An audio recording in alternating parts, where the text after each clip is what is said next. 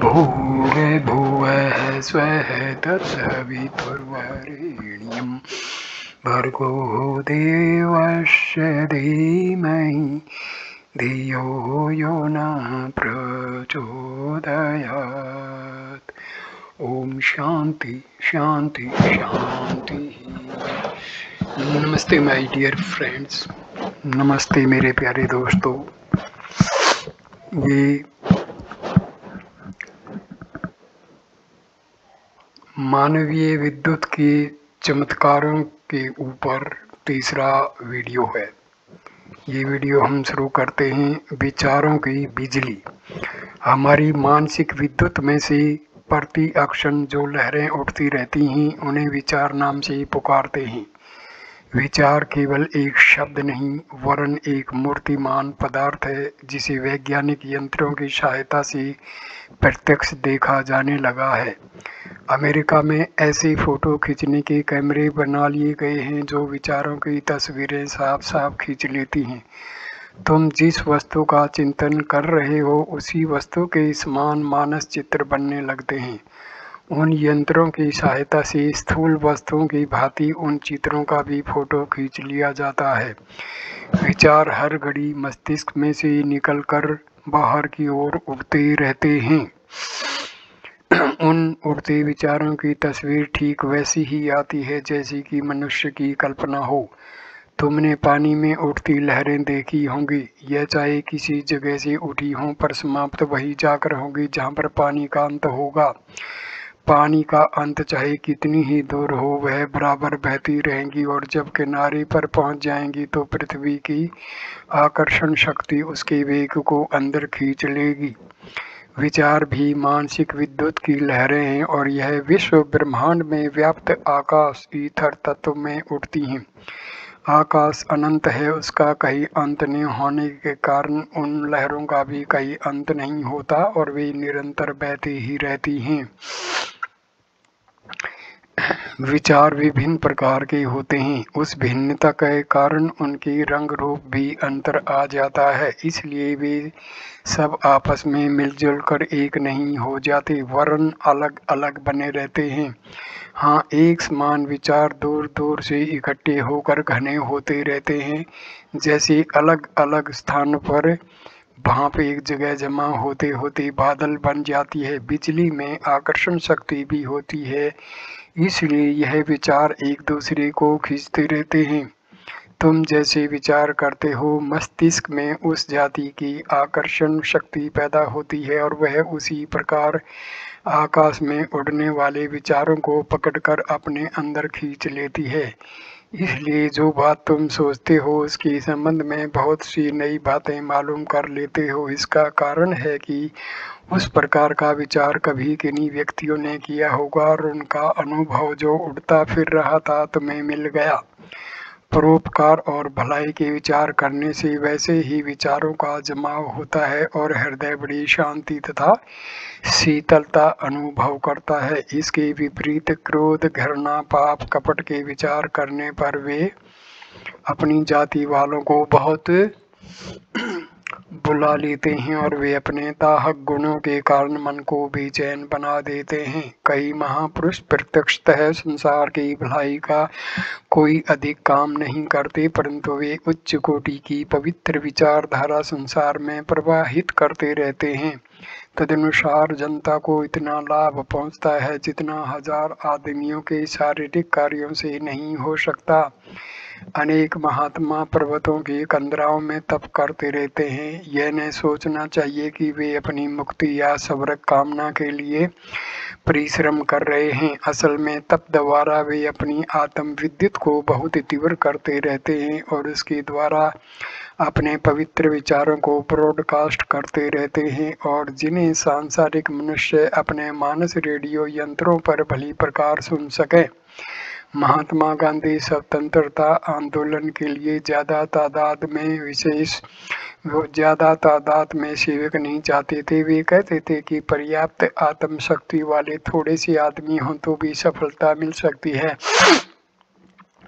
जो आदमी चाहे जैसे उल्टे सीधे विचार करते रहते हैं, उन्हें जानना चाहिए कि बुरे विचार अपनी जाति वालों को बुलाकर तुम्हारे ऊपर लाद देंगे और जीवन को बड़ा दुखमय बना देंगे। पाप पूर्ण इच्छा करने से उसका असर दूसरों के लिए उत्पन्न होता है, इसलिए संसार में बुराई बढ़ती है। अतएव सदैव सावधान रहना चाहिए कि पाप में विचार मन में न घुसने पावे। जब उनका उदय हो तो उसी अक्षण धकेल कर बाहर निकाल देना चाहिए। अपनी और संसार की सर्वोत्तम सेवा इसी में है कि तुम सदा पवित्र विचार करो। प्रेम, दया, परोपकार, सहानुभूति के विचार अपनी सच्ची उन्नति और दूसरों की सच्ची सेवा करने का निश्चित मार्ग है। साधारण रीति के किए जाने वाले विचार हल्के होते हैं और उनका असर भी हल्का होता है, किंतु यह गहरे अंतराल तक पहुंचकर विश्वास का रूप धारण कर लेते हैं तो इनका बड़ा अद्भुत असर दिखाई देता है। कहा गया है कि विश्वासो फलदायक है। दृढ़ विश्वास इतना प्रबल होता है कि इसके द्वारा उपस्थित होने वाले फल भी आश्चर्यजनक होते हैं। एक चिकित्सक चिकित्सा शास्त्र में बड़ा कुशल है, रोग विज्ञान का वह बहुत बड़ा भारी पंडित है। औषधियाँ एक से एक बढ़िया रखता है, किंतु बीमार को लाभ नहीं होता, जबकि दूसरा वैद्य जो बीमारी के बारे में बहुत ही कम जानता है और मामूली सा चूर्ण चटनी दे देता है तो बीमारी को फौरन ही फायदा होता है। उसका कारण विश्वास है। रोगी को उस विद्वान चिकित्सक पर विश्वास नहीं था, किंतु उस अनाड़ी वैद्य पर उसे भरोसा था, इसलिए वे कीमती दवाएं बेकार हो गई और घास फूस संजीवनी साबित हुआ। डॉक्टर लोग अब इस बात को स्वीकार करते हैं कि विश्वास से बढ़कर और कोई दवा नहीं है। सच्ची बात तो यह है कि इलाज तो एक बहाना है, इसका असर 10% और विश्वास का असर 90% होता है। लोग अपने विश्वास के आधार पर अच्छे होते हैं, किंतु समझते ये हैं कि हमें दवा ने अच्छा कर दिया। हम देखते हैं कि नदी, पर्वत, मूर्ति, मठ, मंदिर, देवी देवताओं को पूजने वालों को ये ही वस्तुएं उनकी इच्छित कामना पूरी करती हैं और मनचाहा फल देती हैं। वैसे इन जड़ वस्तुओं में अपनी निज की कुछ भी शक्ति नहीं है। कोई कुत्ता उन पर पेशाब कर दे तो भी अपनी रक्षा नहीं कर सकती, फिर भी भक्तों को इष्ट फल कैसे देती हैं। एक तत्वदर्शी ने इस संबंध में गहरा अनुसंधान करके बताया कि गहरे विश्वास के साथ की हुई आराधना जिस पर समर्पित की जाती है उससे टकराकर वापस लौट आती है। रबड़ की गेंद को जितने जोर से खींचकर दीवार पर मारा जाए वह उतना ही अधिक वेग के साथ लौटकर वापस तुम्हारे पास आ जाएगी। श्रद्धा और भक्ति की भावना में आत्म शक्ति का बाहुल्य रहता है और इष्ट देव से टकराकर जब वापस लौटती है तो उसमें पूरा बल होता है। देवता में जितना कम विश्वास होगा उतना ही कम वह फल देगा। असल में मूर्ति आदि जड़ वस्तुओं में अपना निजी बल कुछ भी नहीं है। उनमें पूजा के योग्य बस एक ही गुण है कि जिससे जो कुछ लेते हैं उसमें बिना रत्ती भर घटाए बढ़ाए उसी जो की तो लौटा देते हैं। महाभारत में एक कथा है कि एकलव्य नामक भील ने गुरु द्रोणाचार्य से शस्त्र विद्या सीखनी चाहिए। जब उन्होंने सिखाने से मना कर दिया तो एकलव्य ने जंगल में जाकर उस द्रोणाचार्य की मूर्ति स्थापित की और उसी को गुरु मानकर धनुर्विद्या सीखने लगा। फलस्वरूप वह इतना कुशल हो गया कि प्रत्यक्ष द्रोणाचार्य के शिष्यों में से उस जैसा एक भी न था। इस प्रसंग में यह न सोचना चाहिए कि द्रोणाचार्य की मूर्ति में कुछ चमत्कार था। विद्या देने वाली वस्तु तो उसकी आत्मिक भावना थी जो उस मूर्ति से टकरा कर लौटी थी और संतोषजनक परिणाम उपस्थित किया था। धर्मशास्त्र और योग शास्त्र दोनों ने एक सवर होकर गुरु की बड़ी महिमा गाई है कि कितने ही बड़े बड़े ग्रंथ गुरु की महिमा में लिखे गए हैं।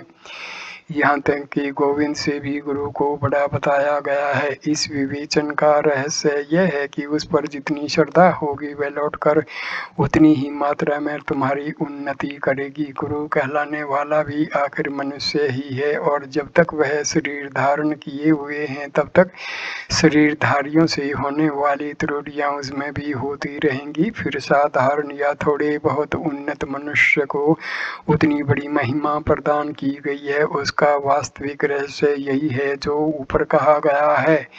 महर्षि दत्तात्रेय ने 24 गुरु बनाए थे, जिनमें से कई तो अज्ञ मनुष्य और पशु पक्षी तक ये भी दत्तात्रेय की अपेक्षा बहुत ही कम ज्ञान रखते होंगे और यह भी जानते होंगे कि गुरु किसे कहते हैं या हम किसके गुरु हैं। फिर भी उन अज्ञानी गुरुओं द्वारा दत्तात्रेय ने अपनी ही उतना ही लाभ उठाया जितना एक पहुँचे हुए सिद्ध गुरु से उठाया जा सकता है। इस युग में भक्ति का उपहास उड़ाया जाता है। कहने वालों को हम झूठा नहीं कहते, क्योंकि पंच तत्वों के बने हुए इस प्रपंच में भ्रम या त्रुटियों के अतिरिक्त और भला हो ही क्या सकता है। सत्य तो केवल परमात्मा है, उसके अतिरिक्त और जो कुछ दिखाई पड़ता है भ्रम है, मिथ्या है। कौन कहता है कि पत्थर की मूर्ति ईश्वर है या हाड़ मांस का मनुष्य किसी का गुरु है। जो खुद भी चल फिर न सके वह कैसा ईश्वर है। जो अपने विकार भी दूर न कर सके वह कैसा गुरु है। तत्वज्ञानी जानते हैं ये वस्तुएं साध्य नहीं हैं, साधन हैं। आत्मा अपने आप अपना विकास या पतन करता है। बाहरी वस्तुएं तो सहायक मात्र हैं, परंतु स्मरण रखिए कि मनुष्य को इन साधनों की अनिवार्य आवश्यकता है। बिना साधनों के साध्य तक पहुंचना असंभव है। वो विश्वास जब अधिक दृढ़ होते हैं तो वे भी मूर्तिमान हो जाते हैं। भूत प्रेत को हम असत्य नहीं कहते, वे होते हैं और कई बार अपने प्रत्यक्ष अनुभव देते हैं, परंतु अनेक बार हमारे विश्वासों की प्रतिमाएं ही भूत रूप में दृष्टिगोचर होती हैं। यदि तुम विश्वास कर लो अमुक बरगद पर भूत रहता है और अंधकार के समय वहां जाओ तो पेड़ की कोई टहनी भूत बन जाएगी और उसमें हाथ पांव मुंह आदि सारे अंग भूत जैसे आंगे हो सकता है कि वह चले फिर भी और जो कुछ बात भी करे। असल में वह बरगद का भूत नहीं था, वर्ण विश्वास का भूत था। जैसे कि मूर्ति पूजकों को मूर्तियां अपने प्रभाव दिखाती हैं। देखा गया है कि अधिकांश भूत उन्हीं लोगों पर असर करते हैं जो उन पर विश्वास करते हैं। हाँ, उन थोड़ी सी घटनाओं की बात अलग है जिनमें वास्तविक प्रेतों का समावेश होता है। तांत्रिक अनुष्ठानों के द्वारा मारण, मोहन, उच्चाटन, वशीकरण, स्तंभन, अन्य प्रकार के भले बुरे काम होते हैं। इन क्रियाओं में कितनी ही बार ऐसा देखा जाता है कि कुछ चमत्कारिक कार्य ऐसे होते हैं मानो कोई दूसरा अप्रत्यक्ष व्यक्ति हाथ पांव से इन कामों को कर रहा है। यह कार्य किसी भूत प्रेत के नहीं वरन तांत्रिक की भावना प्रतिमा के द्वारा होते हैं। छाया पुरुष कई व्यक्तियों को सिद्ध होता है। यह कोई और चीज नहीं, केवल अपने विद्युत परमाणुओं के द्वारा विश्वास के आधार पर रची गई एक सजीव मूर्ति है जो सूक्ष्म तत्वों के कारण बनी हुई होने के कारण सूक्ष्म ज्ञान रखती है और कितने ही काम शरीरधारी की भांति या उससे भी अच्छी तरह कर सकती है, यद्यपि उसकी स्थूल देह नहीं होती।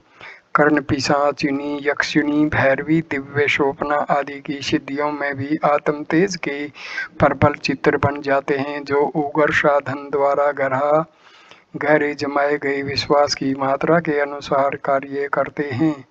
देवताओं का या ईश्वर का दर्शन होना, दिव्य वाणी सुनाई पड़ना या किन्हीं व्यक्तियों में कुछ विशेष चमत्कारिक शक्तियां होना, यह सब मानवीय विद्युत के मूर्तिमान और जीते जागते चमत्कार हैं। स्त्री पुरुष आकर्षण। स्त्री और पुरुष के शरीर में अलग अलग प्रकार की विद्युत धाराओं का विशेष प्रभाव होता है। स्त्री के शरीर में नेगेटिव आकर्षण और पुरुष के शरीर में पॉजिटिव विकर्षण विद्युत अधिक मात्रा में होती है। युवावस्था में नवीन रक्त होने के कारण ये धाराएं भी अधिक मात्रा में होती हैं, किंतु दोनों ही एकांगी होती हैं। दोनों के शरीरों को लाभ प्राप्त होता है। युवा स्त्री और पुरुष के शरीर जब आपस में मिलते हैं तो इन दोनों को लाभ होता है और शारीरिक तथा मानसिक शक्तियों के विकास में मदद मिलती है। दोनों की अपूर्णता दूर होती है। संसार की जनगणना बताती है कि विश्व भर में विवाहितों की अपेक्षा अविवाहित लोग अधिक बीमार पड़ते हैं और अधिक मरते हैं। आप विधवा व विधुरों में शारीरिक कांति और अच्छा स्वास्थ्य नहीं देख सकते। वे किसी न किसी रोग का रोना रोते रहते हैं। इस सच्चाई को सुनकर चौंकने की जरूरत नहीं है। हम अखंड ब्रह्मचर्य या दीर्घकालीन ब्रह्मचर्य के विरोधी नहीं हैं और न शरीर शास्त्र का सत्य सिद्धांत ही उसके विपक्ष में है। जो लोग योग की विशिष्ट क्रियाओं द्वारा वीर्य की प्रचंड शक्ति को अपने काबू में करके पूरी तरह रोककर उसे दूसरी तरफ व्यायाम या ज्ञानोपार्जन में खर्च कर सकें, वे करें। वे दीर्घकाल तक ब्रह्मचारी रह सकते हैं, परंतु उन कुछ अपवादों के कारण शरीर शास्त्र की सच्चाई में परिवर्तन नहीं किया जा सकता। मध्यम श्रेणी के लोगों के लिए यह आवश्यक है कि वे विवाहित जीवन व्यतीत करें और स्त्री पुरुष आपस में मिलकर अपने शरीरों के अभावों की पूर्ति करते हुए स्वाभाविक जीवन व्यतीत करें। आज वेद तथा प्राचीन चिकित्सा शास्त्र इस बात में एक मत है कि साधारण विचारों के लोग यदि बहुत समय तक अपनी काम वासना को मारते रहें तो उन्हें प्रमेह, नपुंसकता या इस प्रकार के अन्य रोग हो जाते हैं। इसका प्रत्यक्ष प्रमाण विधवा और विधुरों की अस्वस्थता के रूप में हम घर घर में देख सकते हैं। अनुभव बतलाता है कि गृहस्थ धर्म पालन करने पर दोनों ही पक्षों को लाभ होता है। हानि केवल गर्भाधान की क्रिया को भंग करने में है। जो भोजन बनाने की क्रिया में गलती करता है वह परिणाम में कड़वी रोटी खाएगा। किंतु इस दोष के कारण यह नहीं कहा जा सकता कि रोटी का स्वाद कड़वा होता है। समवय के स्त्री पुरुषों को विवाहित होना चाहिए, क्योंकि मनुष्य जितनी अधिक आयु का हो जाता है उतनी ही शोषक शक्ति बढ़ जाती है। छोटा पौधा अपने आसपास की जमीन से थोड़ा खुराक खींचता है, किंतु बड़ा पेड़ बहुत दूर दूर से जमीन में बहुत गहराई से खुराक खींच लेता है। इस प्रकार पति पत्नी जो अधिक आयु का होगा वह छोटी उम्र वाले को चूसेगा। आयुर्वेद बतलाता है कि छोटी उम्र की स्त्री के सहवास से बल बढ़ता है, समान से सम रहता है और अधिक आयु वाली से अक्षीण होता है। ठीक यही बात स्त्री के संबंध में है। यदि उसका पति छोटी आयु का है तो पुष्ट होगी, बराबर की है तो समान बल रहेगा और अधिक आयु का है तो अक्षीण हो जाएगी। पुरुष जाति इस सिद्धांत को बहुत प्राचीन काल से जानती आ रही है और उसे अच्छी तरह व्यवहार में लाती है, किंतु इस व्यापक सत्य को उसने बड़ी बुद्धिमानी के साथ छिपाए रखा है ताकि स्त्रियों में असंतोष पैदा न हो पावे। हम में से कोई अपने लड़के का विवाह उससे बड़ी लड़की के साथ नहीं करता। एक आध वर्ष लड़की बड़ी हो तो समवय ही गिनी जाएगी। इस पर भी समाज में इसे ठीक नहीं माना जाता कि वह सब वर्ग की बराबर उम्र की हो, परंतु ऐसा तो कहीं भी नहीं देखा जाता कि 25 वर्ष की लड़की की शादी 14 वर्ष के लड़के के साथ हो, क्योंकि इसमें लड़के को हानि अधिक है। यही बात लड़की पर लागू होती है। उसका पति उससे अधिक उम्र में जितना ही उम्र में अधिक होगा उतना ही उसे हानि है। अधिक आयु का पति कम उम्र में अधिक होगा उतनी ही उसे हानि है। बड़ी उम्र के पुरुष जब दूसरी तीसरी शादी करके छोटी बहू लाते हैं तो उनके शरीर पर उसके जीवन तत्वों का शोषण करने लगते हैं।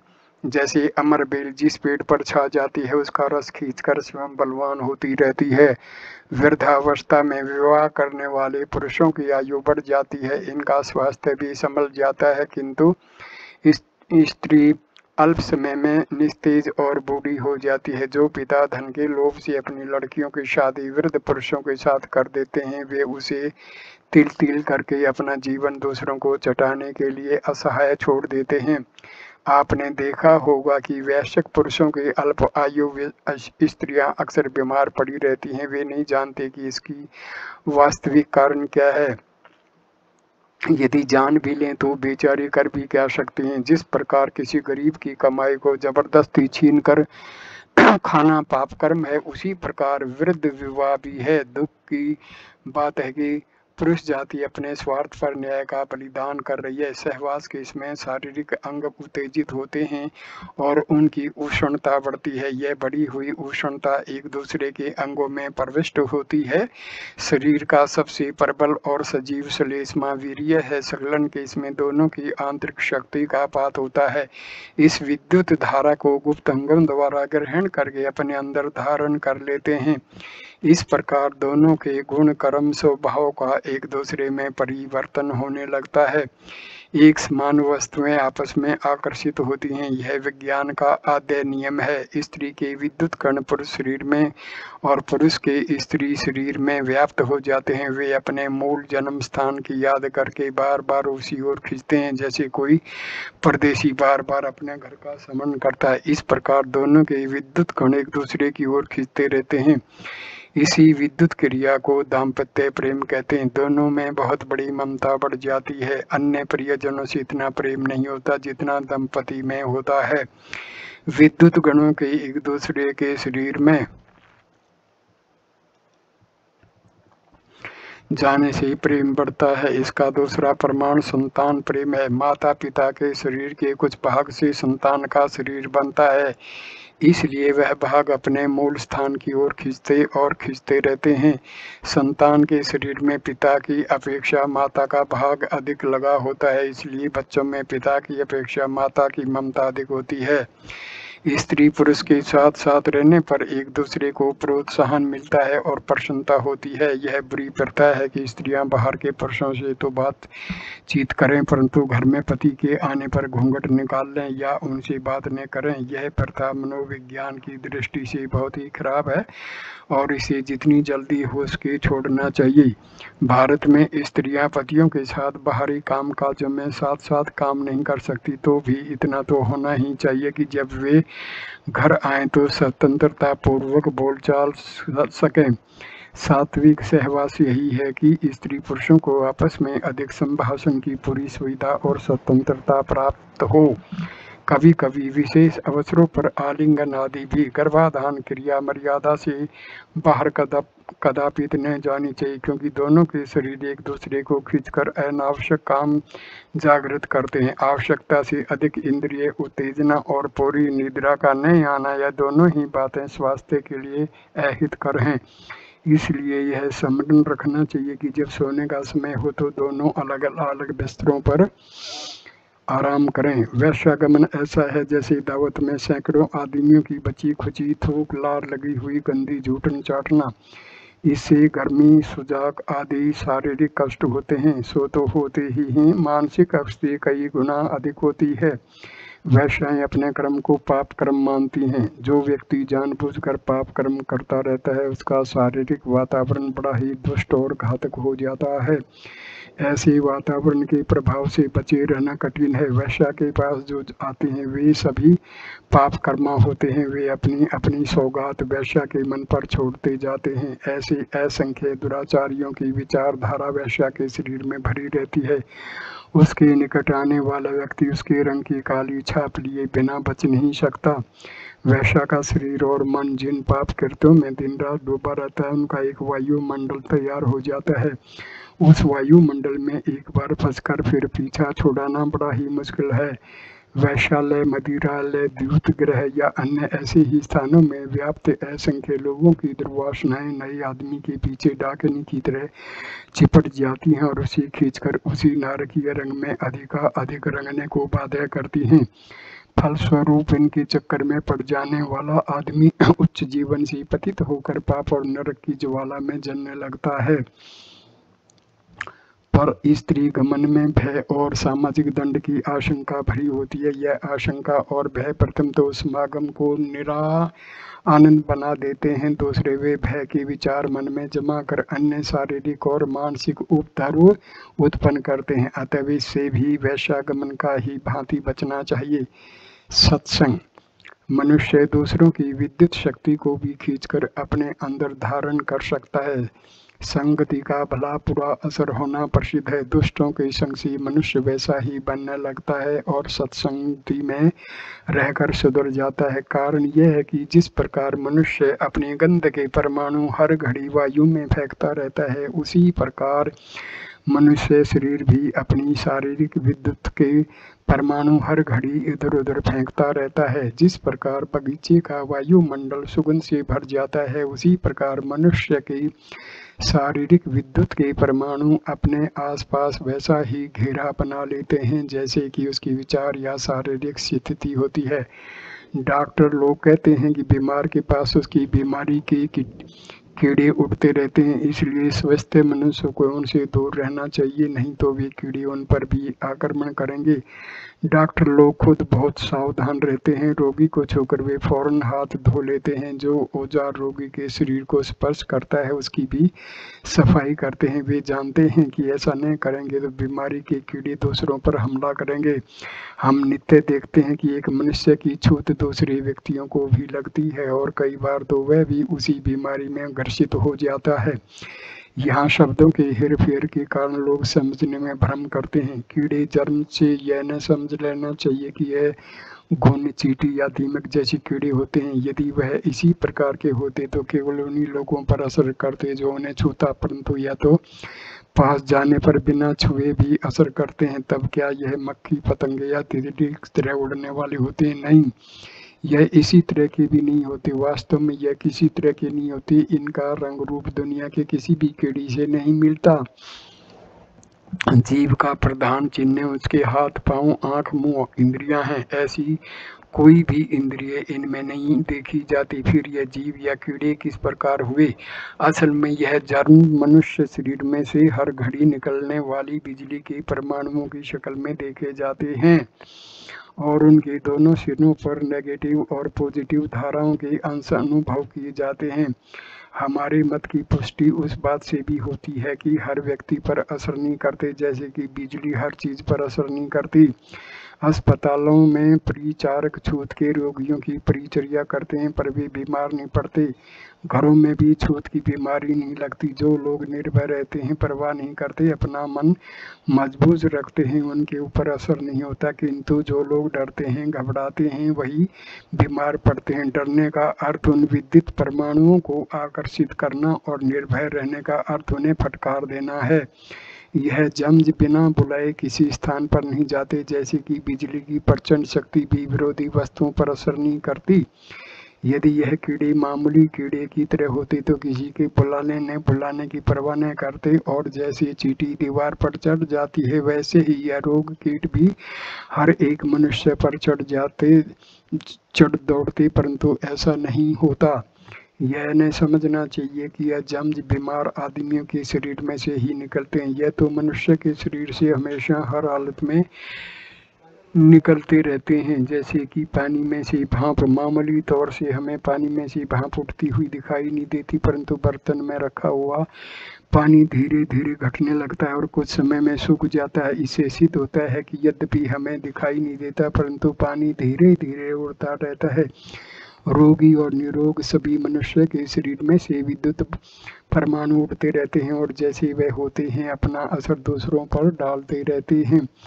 अन्य जीव जंतुओं में निरोधक शक्ति नहीं होती, इसलिए उन पर परमाणुओं का विशेष असर होता ही है। ऋषियों के आश्रम के निकट पहुँचते पहुँचते सिंह आदि हिंसक पशु भी अपना प्रभाव भूलकर प्रभावित हो जाते हैं, किंतु मनुष्य दूसरे ही प्रकार का प्राणी है। इसमें परमात्मा ने निरोधक शक्ति बहुत प्रबल मात्रा में दी है। उसकी इच्छा बिना कोई असर उस पर नहीं पड़ता। साधारणतः लोगों में यह निरोधक शक्ति बहुत कम मात्रा में पाई जाती है, किंतु यदि कोई व्यक्ति उस विषय से बिल्कुल अपरिचित हो या दृढ़तापूर्वक उसका प्रतिरोध करता हो तो उस पर कुछ प्रभाव न होगा। अक्सर अंधेरे में लोगों को डर लगता है, किंतु जंगली लोग जिन्हें अंधेरे में ही काम करना पड़ता है, इस बात को नहीं जानते कि अंधेरे में कोई डर की बात है। इस प्रकार एक मनस्वी व्यक्ति विश्वास करता है कि मुझे कोई भय नहीं डरा सकता, अतः वह भी अंधेरे में निर्भय विचर सकता है। महान पुरुषों के निकट वातावरण में आने पर असंख्य मनुष्यों पर असर पड़ता है। गांधी जी के विचारों से असंख्य मनुष्यों की जीवन दिशा बदल गई, उनके अंदर मानसिक क्रांति हो गई, किंतु उनका झोंपड़ा बनाने वाले मजदूर या अन्य अज्ञानी मनुष्यों पर उनका कुछ भी असर नहीं हुआ, यद्यपि वे उनके साथ रहे। इसी प्रकार एक दृढ़ विरोधी व्यक्ति पर भी इसका कुछ असर नहीं होता, यद्यपि महापुरुष की तुलना में वैसा प्रकार से नगण्य है। गांधी जी के एक पुत्र पर उनका रति पर भी असर नहीं था, यद्यपि वह उनके निकट संपर्क में रहता था।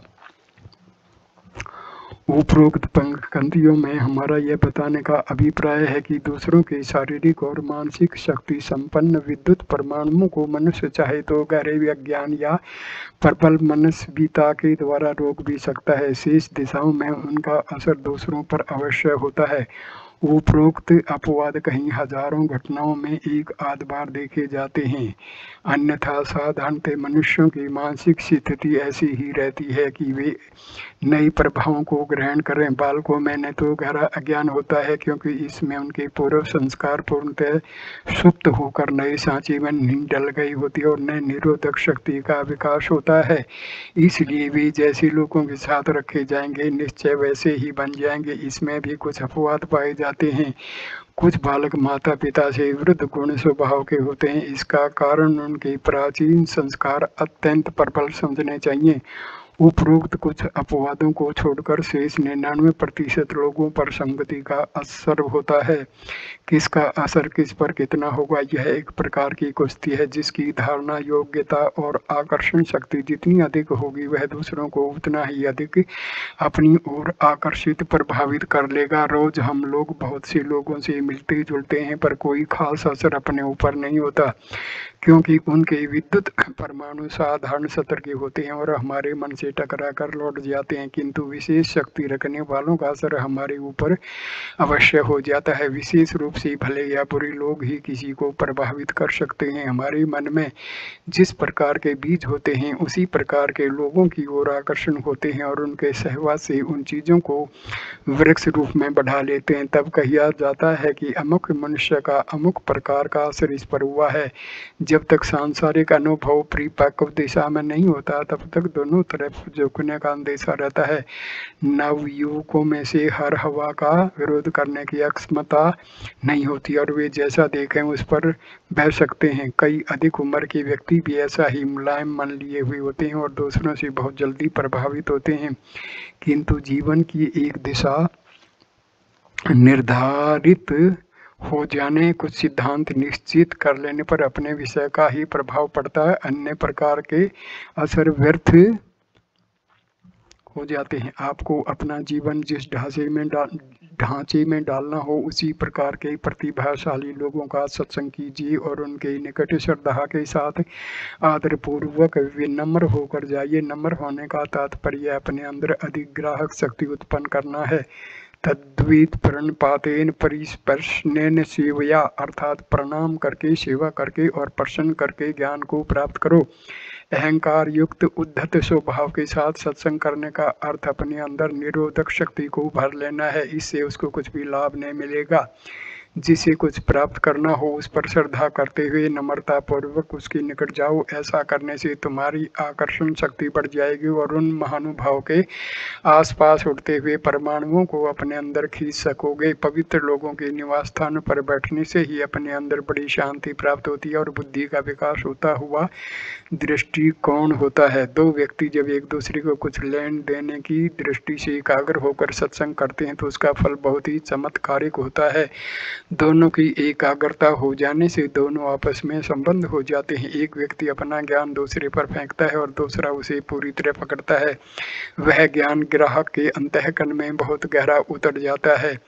मामूली कामकाज का ज्ञान, लोक व्यवहार की शिक्षा मन और बुद्धि तक ही सीमित है, इसलिए यह इतने प्रभावशाली और आनंदमयी नहीं होते। कारण देने वाले की भौतिक ज्ञान और लेने वाले की भौतिक बुद्धियों में ही यह आदान प्रदान होकर ऊपर उथला ही रह जाता है। फिर भी मनोयोग पूर्वक सिखाया या सीखा हुआ ज्ञान स्थायी होता है, किंतु आध्यात्मिक शिक्षा के साथ केवल वाचक ज्ञान नहीं होता, अपितु ज्ञान की अपेक्षा हजारों गुना अधिक प्रतिभा संपन्न होता है और उसमें ऐसा प्रजनन शक्ति होती है कि उसकी परमाणु कोई व्यक्ति अपनी अंतरात्मा में ग्रहण कर ले तो वह बीज अपने आप अपना वंश विस्तार करता है और गुरु के अंदर जितना ज्ञान था वह अनायास ही अपने अंदर उग पड़ता है। दीक्षा का आध्यात्मिक दृष्टि से बड़ा महत्व है। उसमें समर्थ गुरु अत्यंत मनोयोग पूर्वक शिष्य को गहरी आध्यात्मिक भूमिका तक नीचे उतार कर अपने कुछ बीजाणुओं को इंजेक्शन की भांति वहां पनपने के लिए छोड़ देता है।